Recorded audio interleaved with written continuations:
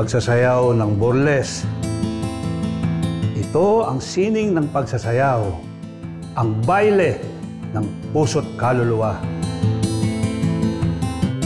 Marunong ba magsayaw? Bakit natin iniwanan si tatay? Dahil babaguhin natin ang ating buhay. Magsayaw ka. Sa simula lang mahirap sa dibdib, pero pag nahawakan mo yung sahod mo, gagaan na ang lahat. Nakakagalit? Ginawa akong puta. Aliwin mo sila. Para higitan mo yung ginagawa mo sa entablado. Dancer siya, di puta.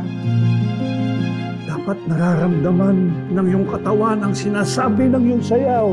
Nakisipagtalik na ako sa taong mahal ko. Mahalaga sa akin ang dignidad. Mahal mo ba ako? Mahal kita. Pero mas mahal mo ang bayan. Dati akong mananayaw. Bakit di na ngayon? May kasintahan na ako, hapon. Malapit na dumating ang araw at ang mga hapon naman ang mabubos-tapos sa atin. Tapatan ninyong dalawa ni Rosalinda. Burles laban sa burles. Dapat nakikita sa iyong mga mata. Titigan mo ang iyong mga manonood. Pakita mo yung husay mo sa pagsasayaw. Sigurado, matutuwa sila sa iyong pagsayaw.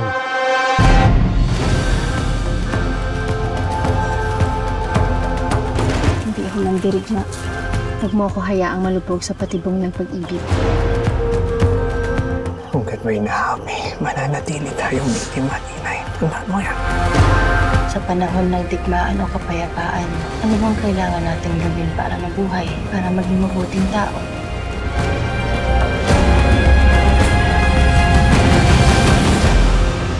Burles, kaya mo?